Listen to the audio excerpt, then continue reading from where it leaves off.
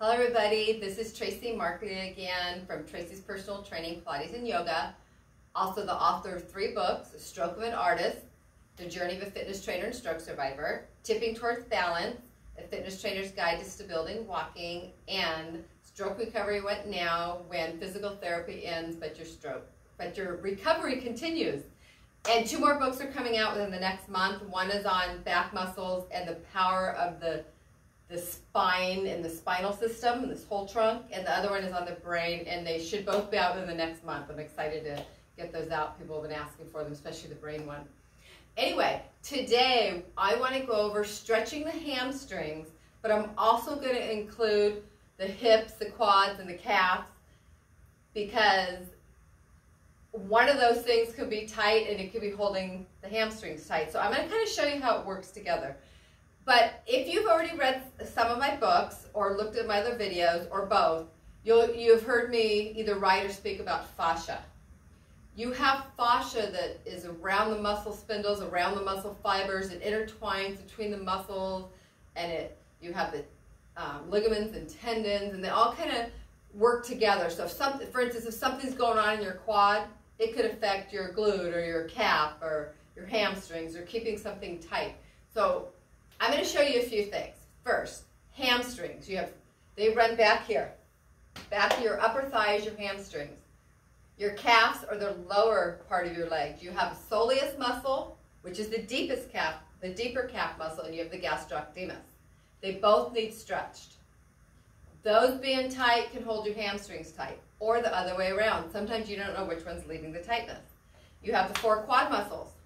Then you have the muscle sartorius. It attaches here and crosses all the way over to behind the bone and the bottom leg. So it literally goes from here, crosses all the way over to here.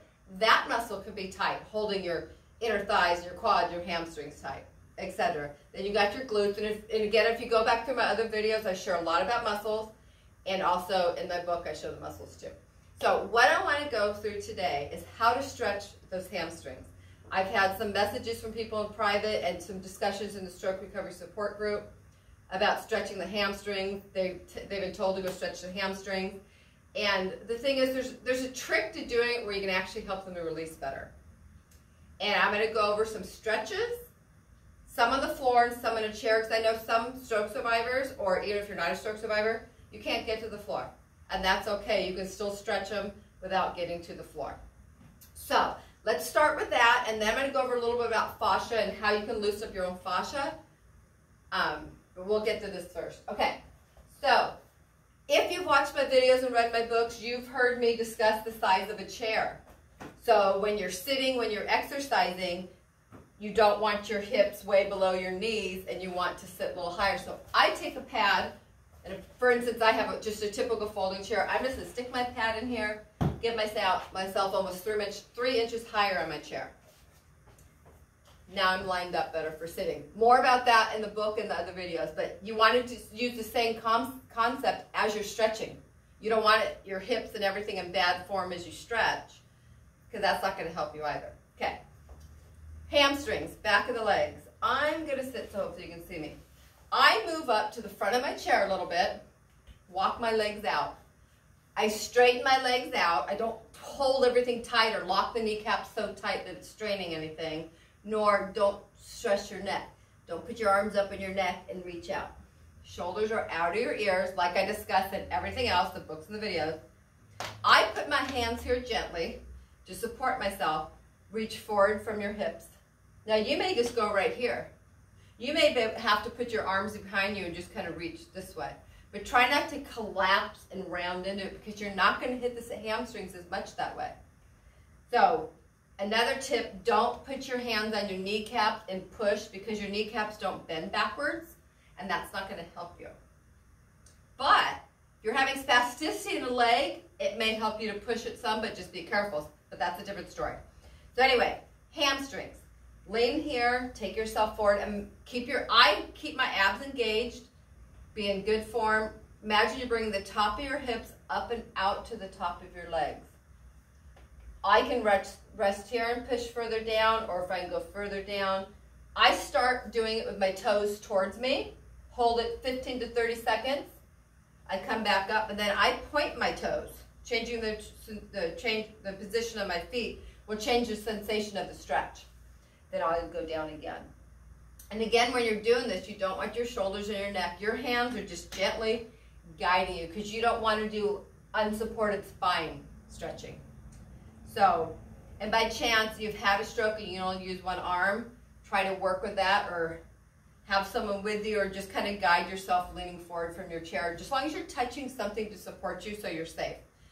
And so that's going to hit the back of the legs. If you're able to do this, like I said, some people can do certain things, some people can't. You may have had a stroke, you may not. You could have had a hip replacement, your hips don't bend this way, or whatever your body is, we all have our own quirks. If you cross your leg this way, I call this sitting like a girl, I call this sitting like a guy. That just helps people remember it. But if you sit this way, and I'm going to turn to the side, this foot's under your knee, it's not back here, I'm not here. I'm supporting, abs are in, I'm sitting up tall. Again, I'm just leaning forward from my hips. I'm not collapsing over, I'm not grabbing my feet real tight, shoulders down and just reaching forward. That stretch will help loosen up your hip and your glutes in here a little bit. And often the hamstrings may keep that tight, or these being tight can keep that tight. Also, that's a good stretch if you have sciatica going on. So that's two stretches right there. If you're able to stand up and hold on to something, you can hold the back of a chair, you can hold a bar, or if you need to lay on the floor and have someone help you, it depends on your situation. You can grab your pant leg, you can grab your shoe, your ankle, and stand up really tall. Don't be like this. Open up your psoas, your hip flexors, stand nice and tall, and right now I'm stretching this out. So now I'm releasing these, this, and my hips. You've got hamstrings, hips, and quads, a little bit of glutes you stretched. So you can hold a pole and do it in here. You can, we'll show you some of the floor ones after. I have another video on stretching some of the quad muscles on my YouTube video too. So, the calf muscles. When you are sitting down and your feet are out, when your toes are towards you, you might feel your calves more this way as well. But what I think is best to do is go on a wall or a door frame. I have a box here. Put your foot up high and bring your hips way forward. Don't stick them out here because that won't hit your calves. Bring it way up forward and you should feel a really deep calf stretch. Remember, your calf muscles, one attaches behind the knee, one crosses over and attaches above the knee where the hamstrings are. And also the hamstrings, same thing. They cross over the back of the knee, so you need to stretch everything for those hamstrings to release. And like I said, you may have, your calves are so tight, nothing's going to release until you stretch those calves. Also, often with stroke survivors, you have that foot you don't really have control of. You can't press it to the floor. Have someone maybe help you get in that position to get that foot up. And then you want to do the other side too. You can do it on a curb, a pole. Use something to pull you forward. Hold yourself up because you want to go deep into it and stretch it out. Okay, those are the stand-up ones. If you can sit on the floor, the same thing like you did here. You'd have your legs in front of you just like you're sitting here, and you just lean forward, or in that position. You can always just put your hands behind you and press yourself forward. You don't have to reach out. You don't need to grab those toes. You just need to sit up tall and gently bring your hips up and out towards your thighs. If you're able to do your inner thighs in the floor, that would be this position. You also have the gracilis and some inner thigh muscles. If they're tight, can hold your hamstrings tight. So you can do this one sitting, or while you're in a chair, you can press your legs open here. So basically you stretched here, here, back of legs, front of legs, and your calves. That should help hamstrings loosen up. And it depends on you what order you want to do it in, because you're not going to know which one's starting. So when I have people coming in with tight knee joint, tightness, whatever's going on, we just stretch everything. And then if something's extra tight, we go back and stretch that again. So if you find something that's really tight, you're like, whoa, that's so tight, stretch that more often because that needs to release. Okay, fascia. Many of you probably have seen people with these foam rollers. There's different colors, there's shorter ones, there's rippled ones. I personally don't care to use this that much because I think they're kind of, it's hard to keep your whole body safe. So what people do is they lay here and they'll work it out. They can rub out that that fascia right here. But I find it much better to go to Amazon and get a handheld roller where you have control of rolling it much better. You're not risking your shoulder. You don't have to have balance to do it. So a tip with the fascia, for instance, the hamstrings and the quads. The fascia right here that runs down, and you just have sometimes the fascia kind of mushes together. So the way I was taught it, most Easter baskets, they come with that cellophane around it. So think of that cellophane. You fold it up and you pull it apart. It's kind of sticky. So sometimes the fascia gets kind of intertwined and sticky. Get a massage therapist, a physical therapist, or get one of these. It rolls. It's almost like a rolling pin. You can actually use a rolling pin too. I like the grooves better, but rolling pin does do a little bit for you. So you want to go roll up and down, kind of on that side of your leg. Well, you can do the whole muscle, the whole thing. But when you get through here, you're helping loosen up this fascia because sometimes the fascia here kind of intertwines and kind of gets these twisted, mushy, locked spots to the quad muscle and to the hamstring muscle, leaving them not to loosen up. And that can go to hip pain, back pain. This being tight can cause this not to loosen up. So I take this, and you're not supposed to do it for a very long time. Don't do it more than 30 seconds in one spot.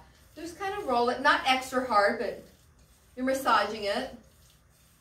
Sometimes if it's really, really bad, you'll like, oh wow, that really hurts to do it. So be careful, but that means it needs to be worked out. And if you're not sure how to do it, find a massage therapist that knows how to work with fascia and loosen it up, and you can learn from them, and you can do this to yourself, or you can have your partner, your girlfriend, spouse, friend, whatever, do it. Because you can take these and roll your calves. And you go to the side right here. Often the fascia right here is really tight, and that can leave things locked up. So you go right through here. You can really do it anywhere. Hamstrings, you can do it right while you're sitting here, or if you're on the floor, you can do it here. If you have someone with you, you could just lay flat in the bed or lay down, and someone can roll it for you on your hamstrings and your calves. So, and if you find this roller, you can Google the handheld fascia rollers, and you'll find some really good videos of people using this exact same one, and they have really good tips. So this will help, what I just shared with you, help loosen up the fascia, the muscles, and help with some spasticity. And sometimes it's spasticity, sometimes it's tight muscles, sometimes it's a mixture of both. Sometimes you just don't know unless you get moving, and stretch. I personally feel with almost everything I do with exercising, I have my clients warm up in a Bosu ball because that stimulates the central nervous system. It gets things gets the fascia loosened up a little bit. So standing on a balance disc, a Bosu ball is a really good warm up before any of your therapy or any of your exercises and before you stretch. It will help you. So I hope this brought you some good information, and it brings some answers and maybe relieving some pain. But again, like everything, be consistent, repetitive. Remember, you can do the roller up and down your arms too. Just watch the videos if you can. Watch my videos. Find the videos on that roller. And again, this is Tracy Markley from Tracy's Personal Training, Pilates and Yoga. This will be on YouTube, plus I'll share it with you guys. Go through the YouTube videos. I share a lot about muscles, a lot of information on sitting, standing, chair height, balance, stability. There's information in my book. There's the 2 new books coming out soon. So anyway, have a good day and don't give up.